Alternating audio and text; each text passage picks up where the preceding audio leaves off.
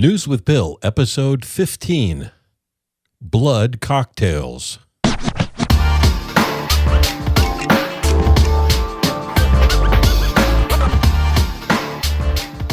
Hi, and welcome back to News with Bill, where I tell you all about the weird, odd, and bizarre news stories that you won't believe are true.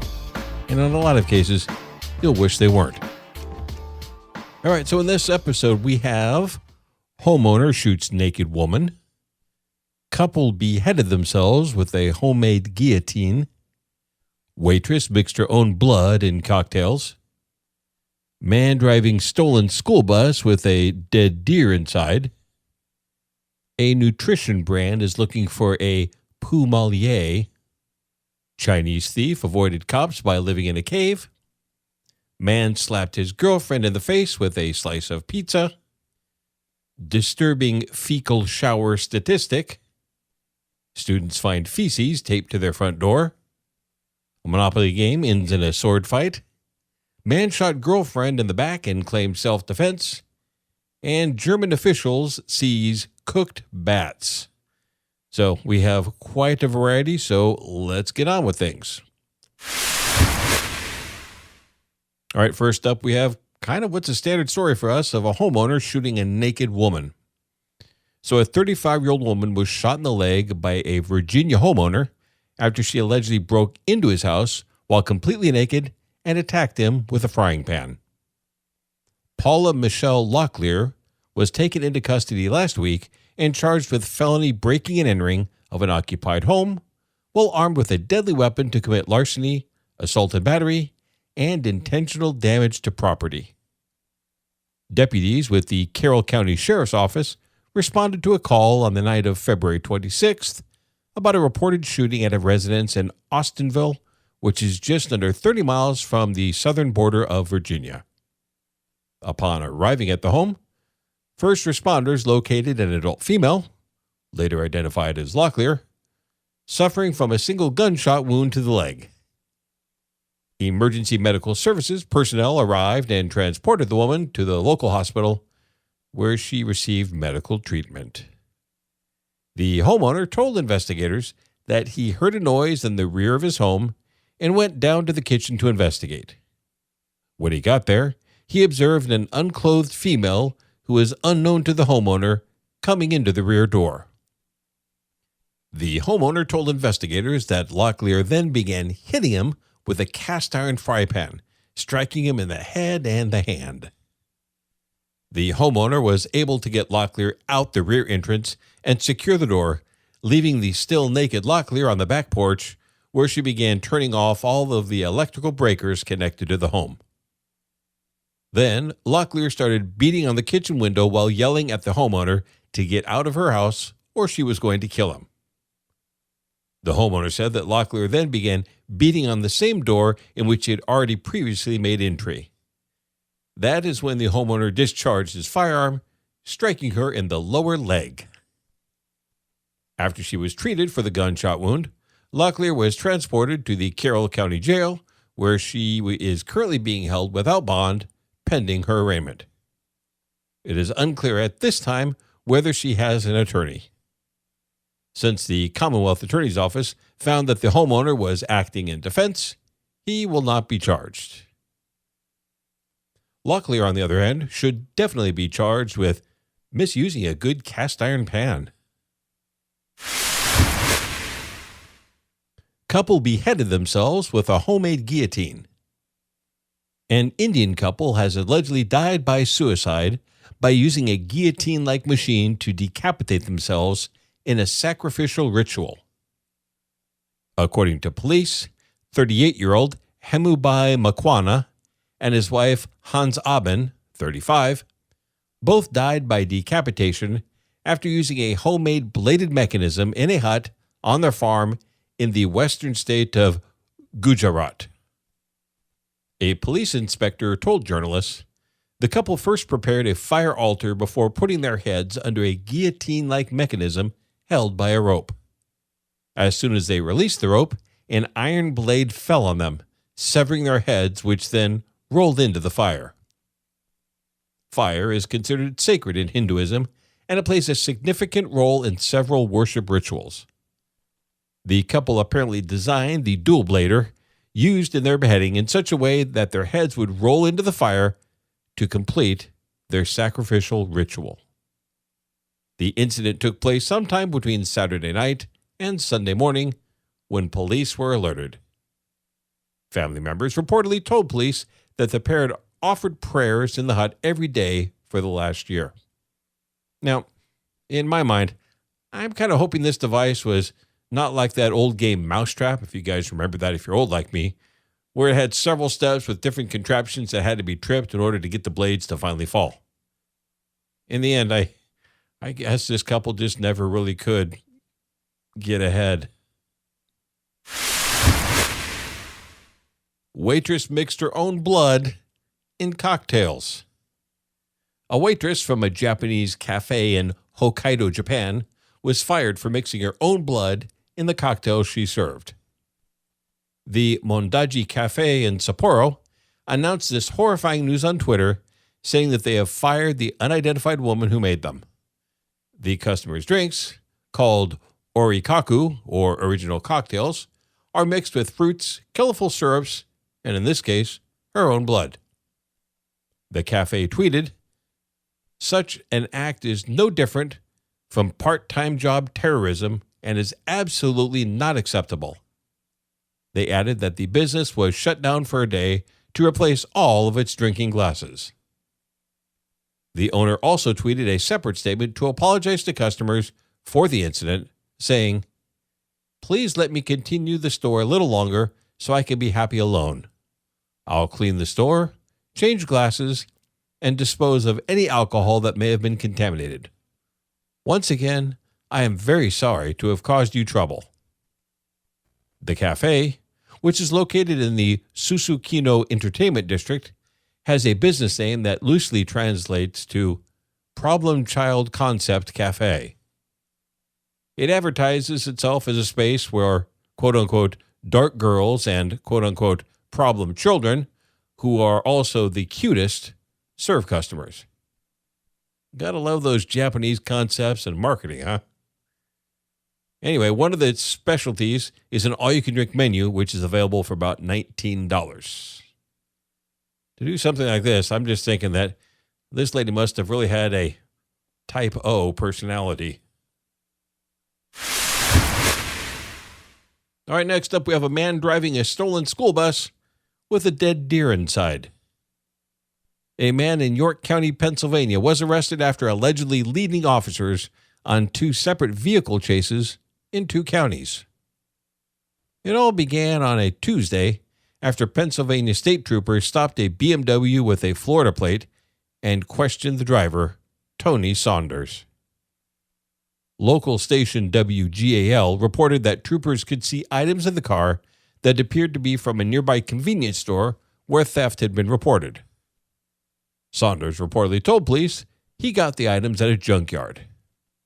But wait, there's more. There was also a dog in the vehicle and a dead deer in the trunk.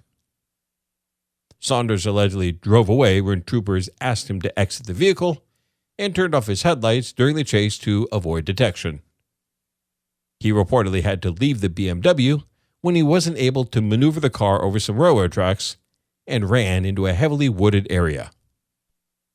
Later that morning, local law enforcement agencies were notified that his school bus had been stolen in nearby Abbottstown.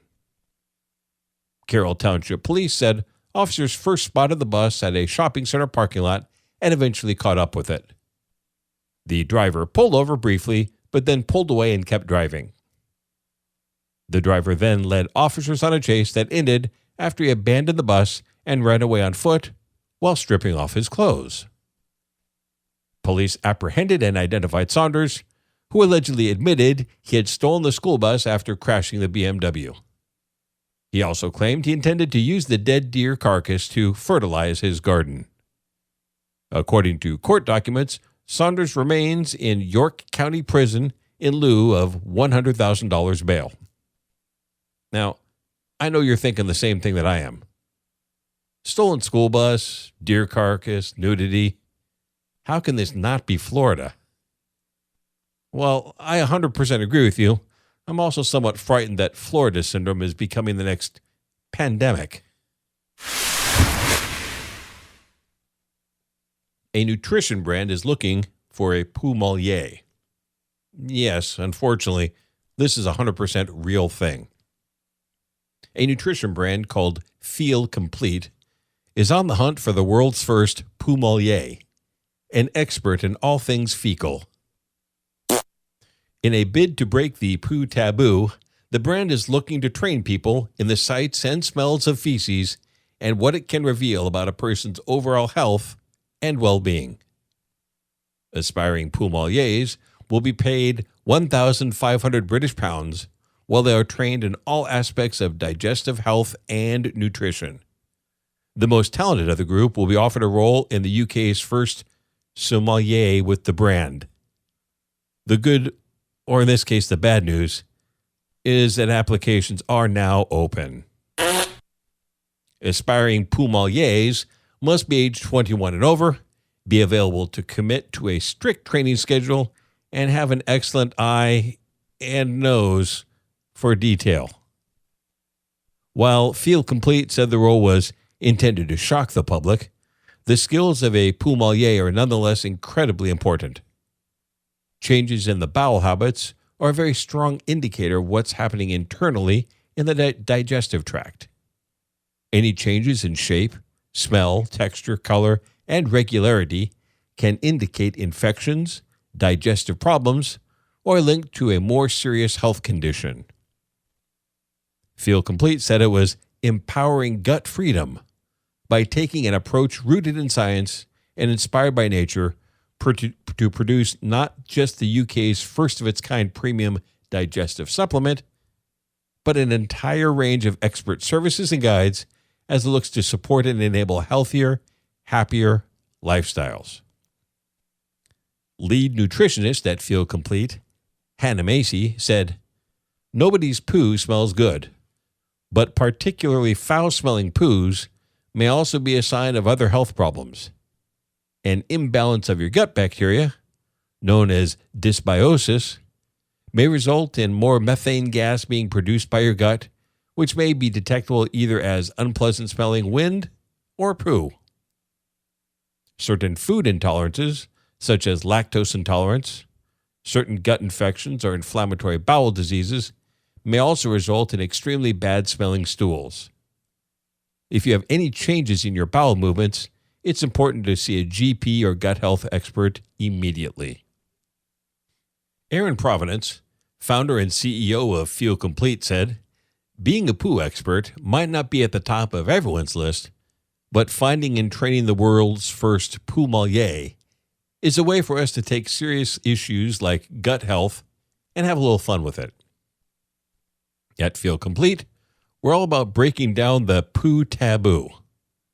In the UK in particular, it's something people avoid talking about, often out of embarrassment. But we know that our bowel habits and stools provide an invaluable window into our health, which makes knowing the sights to look out for very important. In a perfect world, we'd all be our own Poommeliers. We're excited to be taking on this project and can't wait to see who is up for the challenge. No matter how fancy and sciencey they're making themselves sound, the bottom line is they're just trying to find someone they can convince to sit around and smell poop all day. And the sad thing is, there'll be a line of people willing to do it just for the attention. Chinese thief avoided cops by living in a cave. A man who robbed a gas station of 156 yuan, which is the equivalent of about $24 back in 2009, has allegedly been living like a hermit in a remote cave for around 14 years to evade the authorities. The man, identified as Lu Mofu of China's Hubei province, robbed a local establishment in the city of Enshi along with his brother-in-law and another accomplice. According to some local reports, they also stole 2 mobile phones and a miner's lamp. After spending 60 yuan of their haul, almost $9, on food and some fireworks, The three reportedly split the remaining amount among themselves, with each person getting about 32 yuan, about $4.60. Immediately after the crew went their separate ways, the authorities located Liu's two accomplices and arrested them. Liu, who was in his late 30s at the time, looked for a place to hide after hearing about his friends being arrested. So he decided to live in a small remote cave he had found off a cliff opposite his hometown. The cave is around 10 kilometers away from the nearest human settlement. As a fugitive, Liu allegedly managed to survive by hunting and scavenging for food. He also reportedly admitted to stealing vegetables and meat from his old village and occasionally meeting up with his family members. To protect himself from wild animals, Liu lived with several stray dogs. While Liu had close calls with police over the years, he managed to evade getting caught during his self-imposed exile.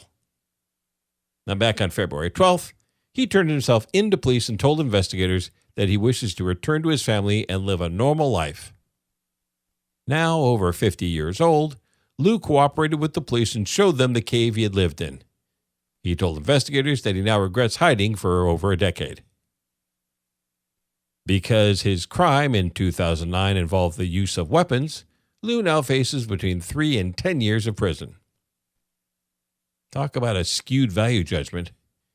He lived in a cave for 14 years and now faces an additional 3 to 10 years of prison, all for the equivalent of $24. This Liu definitely is a smart one. Man slapped his girlfriend in the face with a slice of pizza.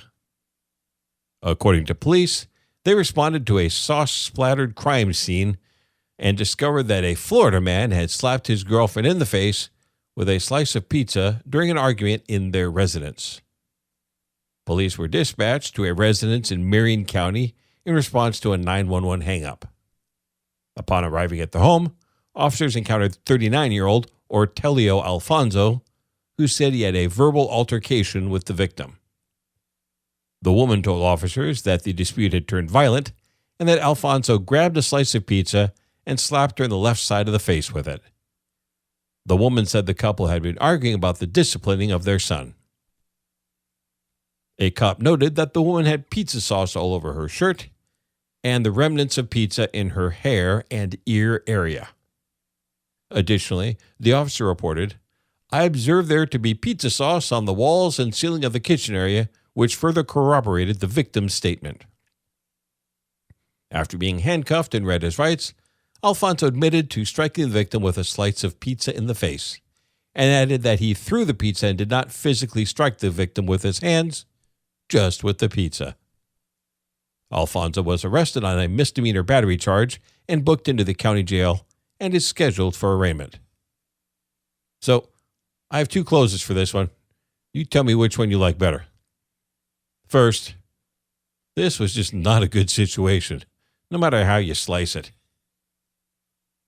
And the second option, maybe it wouldn't have come to this if his girlfriend was more of a meat lover. All right, this is something I'm going to need your input on. We have a disturbing fecal shower statistic. And I know you're thinking, what the heck? So now, let's be honest. We all have some nasty habits that we don't share, a large percentage of which take place in the bathroom. Maybe you don't wash your hands every time after you pee, or maybe you share a toothbrush with your significant other, which I think is the absolute grossest thing possible. But there are people who actually take a dump in the shower. Yes, you heard that correctly. There are people who poop in the shower. And they actually say that 1 in 10 people do this. And just when you thought it was all bad, there was a touch of hope with some of the shower statistics in the article. The average American showers 6 times a week, about 15 minutes each time. That adds up to over 4,600 minutes and almost 10,000 gallons of water per year per person. Gen Zers were the only age group who shower less, just 5 times a week. Go figure. The time spent in the shower also varied by generation, with millennials taking the longest showers and Gen Zers taking the shortest. If you're keeping track of this at home, please note that Gen Zers take the shortest showers the fewest times per week. Anyway, several of those surveyed share their like of showering with their partner. Not too bad. Over 60% of respondents also said that showering together boosted happiness in their relationship and created a stronger emotional intimacy between them and their partners. And I'm thinking other intimacy may have resulted as well. I'm just saying. But let's get back to the big news. 12% of people admit to pooping in the shower. Now, this is absolutely shocking and horribly gross. And, of course, the first thing that came to my mind, how do they get it down through the drain grate?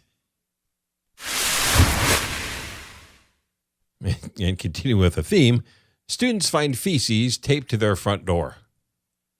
A group of unsuspecting Warwick students in the UK woke up to find that a poo had been taped to the front door of their home in Leamington Spa.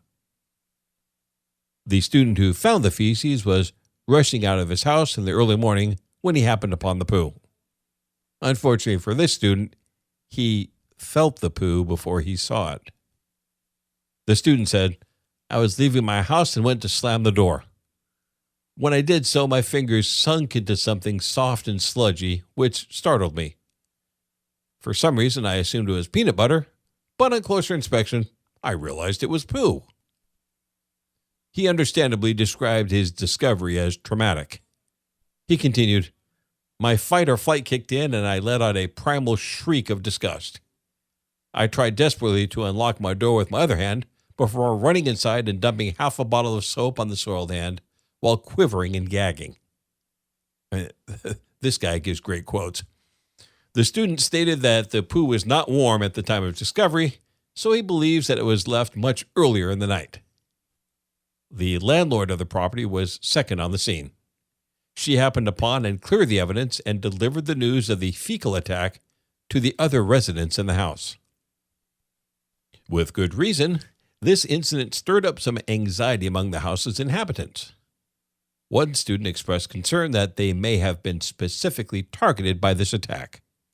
They said, "It seems to be a bit too extreme and a bit too calculated for a random attack. I'm more paranoid about the door being properly locked now." When asked if they had any suspicion regarding who may have been targeting them, one resident responded, "I don't think any of us have any enemies, at least no enemies that would go to these lengths." This whole thing has raised a lot of questions. I mean, was it human? Is this a serial pooper and has this been done before? And most importantly, why? Unfortunately, this article did not mention what I think is an essential question. What's the best kind of tape to use with feces? Monopoly game ends in sword fight. A Monopoly game in Belgium turned bloody after an irritated man approached the players with a Japanese samurai sword. Police in Brussels said a fight erupted on April 2nd at about 5 a.m., where a group of 4 people had been playing Monopoly on the sidewalk outside their home. The participants were loud enough to wake up their neighbors, a father and son, who came outside and asked the group to leave. Things quickly became heated between the players and the father and son duo, and the son ended up bringing out a katana for defense. As the men started physically fighting, the sword's scabbard was damaged, which exposed the sword's blade and cut the son and one of the others. Both men were hospitalized with serious injuries, with the Monopoly player being released the next day and the sword owner sustaining a deep cut to an artery. According to Belgian news, the man was initially in life-threatening condition, but his current state is not known. The names of the involved were not released, and it is reasonable to assume that the aggressor went to jail, directly to jail, and he did not pass go and did not collect $200 or euros. Man shot his girlfriend in the back and claims self-defense. A 48-year-old Florida man has been arrested after he allegedly shot his girlfriend in the back and then told authorities that he was acting in self-defense. Richard Raciak was taken into custody and charged with one count of first-degree murder with a firearm in the slaying of 46-year-old Allison Sheehan, who is also the mother of his child. The Orange County Sheriff's Office issued a brief press release on this arrest, stating that Raciak claimed it was self-defense when he shot Allison when her back was to him. A copy of a sworn affidavit from the Sheriff's Office was obtained by Orlando CBS affiliate WKMG, and it provided additional details about the incident. At about 12:39 a.m. on April 16th, deputies responded to a home in the 2800 block of Smithfield. Upon arriving at the scene, first responders said that they found an adult female, later identified as Sheehan, who was in the master bedroom of the residence and had apparently sustained multiple gunshot wounds. She was immediately transported to a nearby hospital for treatment, but unfortunately succumbed to her injuries and was pronounced dead. Raciak was also located on the scene and transported to the emergency room for treatment after he reportedly complained of being severely dehydrated. Police investigators made contact with Raciak's father, who had been at the couple's home earlier in the day to celebrate the birthday of both Raciak and Sheehan's son. He left the home at approximately 3:30 p.m. and returned that evening around 10:30 p.m. He said he'd been receiving text messages from his son regarding a violent encounter between him and Sheehan. A message from Raciak to his father read, quote, "Allison was attacking me. I had to fire shots. I had to put her down. Self-defense. Only choice I had. Waiting on cops." In other messages, Raciak asked his father and brother to get cash from his safe and sent them a photo of Sheehan's dead body. After being released from the hospital, detectives interviewed Raciak, who explained that he and Sheehan had been together for about 8 years. He reportedly said that during their son's birthday party, Sheehan consumed excessive amounts of alcohol. That evening, he claimed that they got into an argument and Sheehan attacked him and tried to claw his eyes out. He claimed that Sheehan then pushed him into a dresser, knocking him to the ground. Raciak then allegedly said he went to the bedside table and removed his .40 caliber handgun from a biometric safe. According to WKMG, Raciak allegedly told investigators that he wanted to put her down and tried to shoot Sheehan in the leg so she would chill, but accidentally aimed high when he fired a few shots at her. Raciak also allegedly admitted that Sheehan was facing away from him and walking in the opposite direction when the shots were fired. Raciak was arrested on a charge of first-degree murder with a firearm. An initial appearance for Raciak was held in court, and the judge said that there would be no bond and ordered him not to contact any witnesses. I'm thinking at this point, he's wishing that he could take it all back. And finally today, German officials seize cooked bats.